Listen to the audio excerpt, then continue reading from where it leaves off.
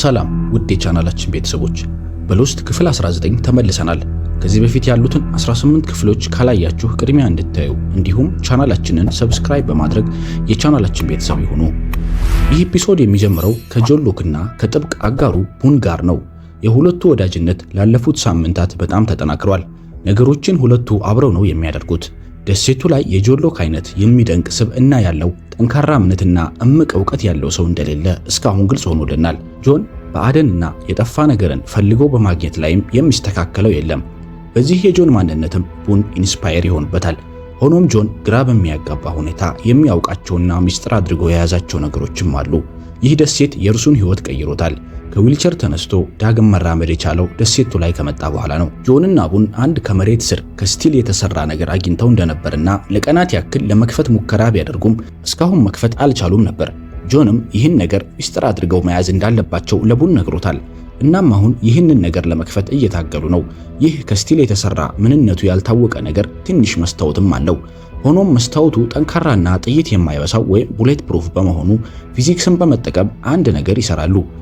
የሰሩትም ነገር ከፍጥነት ጋር ወደ መስታወቱ እንዲወድቅ በማድረግ መስታወቱን ለመስበር ነው። ከዛም የሰሩትን ነገር ይሞክሩታል። ሆኖም መስታወቱን ሊሰብረው አልቻለም። ጆን ሎክ በጣም በመናደድ ይህ መስራት ነበረበት ይላል። በዚህን ሰዓት ቡን ወደ ጆን እግር እየጠቆመ እግርህ ይለዋል።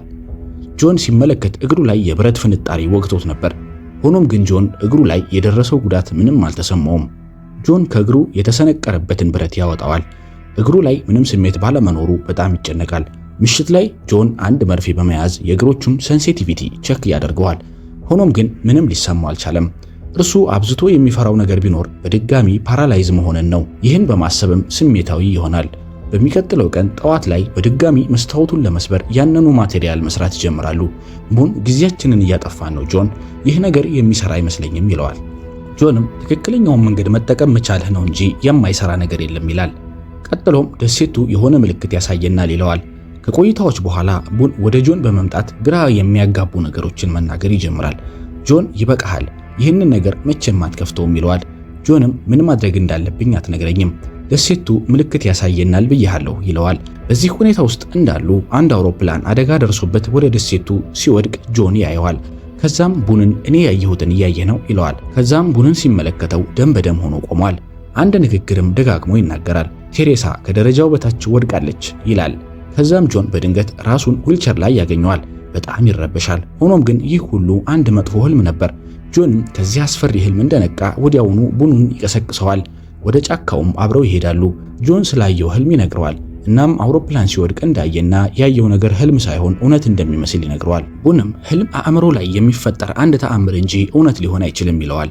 ቀጥሎም ቴሬሳ ማናት? ደጋግመህ ቴሬሳ ከደረጃው በታች ወድቃለች ስትል ነበር ይለዋል። ይህንን ሲሰማ ቡን ይደነግጣል። አንተ ይህን እንዴት አወክ? ይለዋል። ጆንም ይህን ሁሉ በህልሙ እንዳየ ይነግረዋል። ከዛም አውሮፕላን ሲወድቅ ወዳየበት ቦታ ቡን ጋር ይሄዳሉ። ነገር ግን ጆን አሁን እንደ ቀድሞ በትክክል እየተራመደ አይደለም። ቡን ደህንነቱን ይጠይቀዋል። ሆኖም ጆን ደህና ነኝ እያለ መንገዳቸውን ይቀጥላሉ። አንድ ዛፍ ላይም የተንጠለጠለ መስቀል ያገኛሉ። ቡን ምናልባት ከኛ ሰዎች ውስጥ ያንዳቸው የነበረ ይሆናል ይላል። ከዛም ጆን አንድ አስክሬን ይታየዋል። ጎትቶ ሲጥለውም በጣም የቆየ አስክሬን ነበረ። መስቀሉን የዚህ አስክሬን ይመስላል። አስክሬኑንም ሲፈትሹ ሽጉጥ፣ ትንሽ ጩቤ እንዲሁም የናይጄሪያ ከረንሲ የሆነ ካሽ ያገኛሉ። ጆንም የናይጄሪያ ከረንሲ ካሽ የያዙ ሰዎች ወደዚህ ደሴት እንዴት ሊመጡ ቻሉ ይላል። እንደ ጆን እሳቤም ይህ አስክሬን በትንሹ 10 ዓመት ይሆነዋል። ከዚህ በኋላ ጉዟቸውን ወደፊት ይቀጥላሉ። ሆኖም ጆን በተደጋጋሚ ይወድቃል። እግሮቹ በትክክል እያገለገሉት አልነበረም። ቡን በጣም ጭንቅ ስለገባው እባክህ ጆን ምን ሆነህ እንደሆነ በግልጽ ንገረኝ ይለዋል። ጆንም አንድ ቦታ ላይ አረፍ ብሎ ሁሉንም ነገር ይነግረዋል።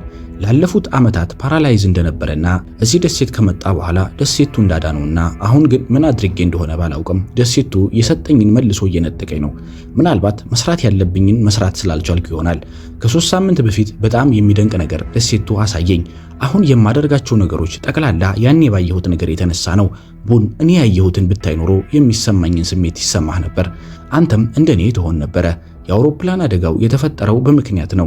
ተቀብሮ ያገኘነው ነገር የኛ እዚህ መገኘት ሁሉም ወደ አንድ ታላቅ መዳረሻ የሚደረጉ ትንንሽ ጉዞዎች ናቸው ይለዋል። ቡን ጆን ሎክ የሚያወራው ነገር ሊገባው አልቻለም። እናም ቅድም ጆን ስለጠየቀው ቴሬሳ ስለተባለች ሴት ማውራት ይጀምራል። ቴሬሳ የእርሱ ሞግዚት እንደነበረችና የ10 ዓመት ልጅ እያለ ገፍትሯት ከደረጃው ላይ ወድቃ መሞቷን ይነግረዋል። ይህን እንደሰማ ጆን ይስቃል። ቡን ለምን ትስቃለህ ብሎ ይናደዳል። ከዛም ጆን ወደ ቡን ጀርባ ይጠቁመዋል። ቡን ሲዞር ጆን በህልሙ አይቶት የነበረው አደጋ የደረሰበትን ፕሌን ዛፍ ላይ ተሰቅሎ ያዩታል። ማለትም ደሴቱ ለጆን ያሳየው ህልም ትክክል ነበረ። ጆን ፓራላይዝድ በመሆኑ ቡን እዚህ ፕሌን ላይ ምን እንዳለ ለማየት ወደ ከፍታ ቦታው ይወጣል። ፕሌኑ ውስጥ ሲፈትሽም የማርያም ትንንሽ ሐውልቶችን በብዛት ያገኛል። እዚህ ፕሌን ላይም የናይጄሪያ ስመግለሮች እንደነበሩና ሐውልቱንም በውስጡ ሐሺሽ ለማዘዋወር ይጠቀሙበት እንደነበረ ይገባቸዋል።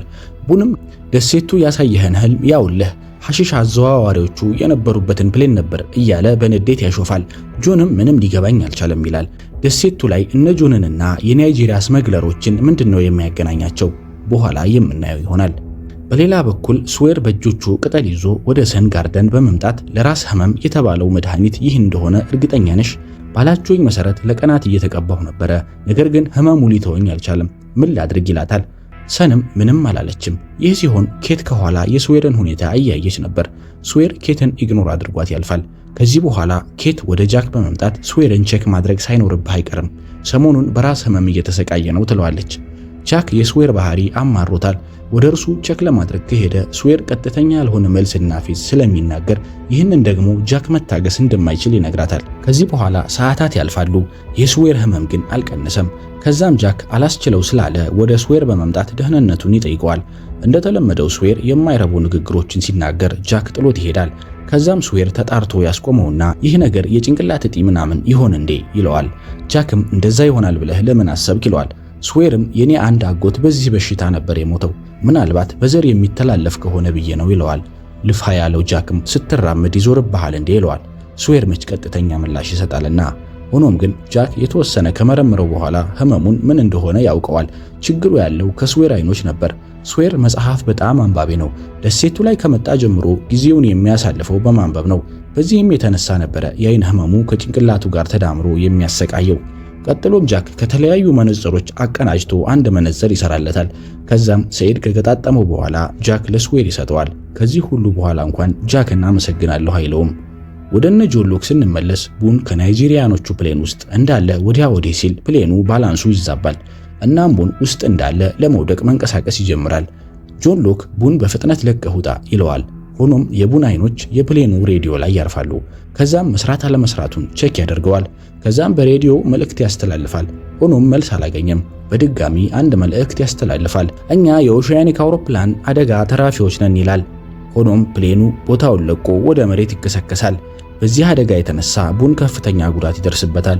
ጆን ሎክ እግሮቹ ስራ አቁመው የነበረ ቢሆንም እንደምንም ብሎ በድፍረት ቡንን ከፕሌኑ አውጥቶ ተሸክሞ ይዞት ይሄዳል። ከዛም አመሻሹ አካባቢ ዋሻው ጋር ይደርሳል። እንደ አጋጣሚም ጃክ ዋሻው ጋር ነበረ። እናም በፍጥነት ቡንን ማከም ይጀምራል። ከዛም ምን ሆኖ ነው ሲል ጆንን ይጠይቀዋል። ጆንም ከአንድ ከፍታ ቦታ ወድቆ እንደሆነ ይነግረዋል። ጃክ ቡንን ለማከም ወዲያ ወዲህ እያለ ሁሉንም ነገር በግልጽ ነገረኝ ጆን ይለዋል። ነገር ግን ጆን ሎክ ቦታውን ለቆ ሄዶ ነበረ። ከዚህ ጋር ፊልሙ በድጋሚ ወደ ጆን ያለፈ ህይወት ይመልሰናል። ጆን ሎክ ገና ከመወለዱ ነበር እናቱ ለማደጎ ቤት የሰጠችው። ሆኖም የእድል ጉዳይ ሆኖ እርሱን በጉድፍቻ ለማሳደግ ማንም አልመጣም ነበር። ያለ እናትና ያለ አባት ማደጎ ቤት ነበር ያደገው። ጆን ያድጋል። ሆኖም ሁልጊዜ ብቸኛ ነበረ። ጆን በጣም ብቁና ጥሩ ሰው ነበር፣ ነገር ግን እድለ ቢስ ነው። ከዛም አንድ ቀን እርሱ ከሚሰራበት ሾፒንግ ሞል አንዲት ሴት ስትከታተለው ያያታል። ከዛም ወደ እርሷ በመምጣት ማነሽ ከኔ ምንድነው የምትፈልጊው ይላታል። እርሷም እናትህ ነኝ ጆን ትለዋለች። መጀመሪያ አላመናትም ነበረ። ከዛም ተቀምጠው ማውራት ይጀምራሉ። አባቴስ ማን ነው ብሎ ይጠይቃታል። እርሷም ግራ የሚያጋባ መልሶችን ትሰጠዋለች። ጆን እስካሁን አላወቅክም ማለት ነው? አንተ እኮ አባት የለህም፣ እንዲሁ ነው የተወለድከው። ለአንድ በጎ ዓላማ ነው ወደዚህ ምድር የመጣኸው ትለዋለች። ከዚህ በኋላ ጆን የእሱንና እናትህ ነኝ ብላ የመጣችውን ሴት ዲኤንኤ ያስመረምረዋል። ውጤቱም የእውነት እናቱ እንደሆነች ያረጋግጣል። በዚህም መረጃ ተመርኩዘው የአባቱንም ማንነት ያገኘዋል። ማለትም እናቱ ያላባት ነው የተወለድከው ብላ የነገረችው ተረት ተረት ብቻ ነበር። የአባቱ ስም አንቶኒ ኩፐር እንደሆነ የዲኤንኤ ባለሙያው ይነግረዋል። ቀጥሎም ጆን ይህ ሰው እዚህ ዓለም ላይ እስከ መፈጠርህ አያውቅህም። ስለሱ ለማወቅ ባትሞክርና እዚሁ ላይ ብታቆም ላንተ የተሻለ ይመስለኛል ይለዋል። ሆኖም ጆን ፋይሉን ይወስዳል። ከዛም ከቀናት በኋላ ወደ አባቱ ቤትም ይሄዳል። በር ላይ ጠባቂው አላስገባም ይለዋል። ጆንም እኔ ምንም ፈልጌ አይደለም አንቶኒን ለማግኘት ብቻ ነው የመጣሁት ይለዋል። ከዛም ጆን ወደ ውስጥ ይገባል። ለመጀመሪያ ጊዜ አባቱን ያገኘዋል፣ ይተዋወቀዋል። ከዛም ያወራሉ። አባቱ አቀራረቡ ጥሩ ነበረ። እናም ጆን ከዚህ በፊት ወደ አደን ሄዶም አድኖም አያውቅም ነበረ። ከዛም ከአባቱ አንቶኒ ጋር እሁድ ሁልጊዜም አደን ይሄዱ ነበር። ቀስ በቀስም ጆን እድሜ ልኩን ሲፈልግ የኖረውን የአባትነትና የቤተሰብ ፍቅር አሁን እንዳገኙ ይሰማዋል። ጆን አሁን በጣም ደስተኛ ነበረ። ከአባቱ ምንም አይፈልግም፣ በቃ አባትነቱን ብቻ እንጂ። በዚህ ሁኔታ ወራቶች ያልፋሉ። ከዛም አንድ ቀን ጆን የአባቱ የአንቶኒ ኩላሊት እንደደከመና በፍጥነት ንቅለ ተከላ ካላደረገ እንደሚሞት ይደርስበታል። ጆን አባቱን ከመፈለጉ የተነሳ አባቱን ለማትረፍ አንድ ኩላሊቱን ለመስጠትም ፍቃደኛ ነበረ።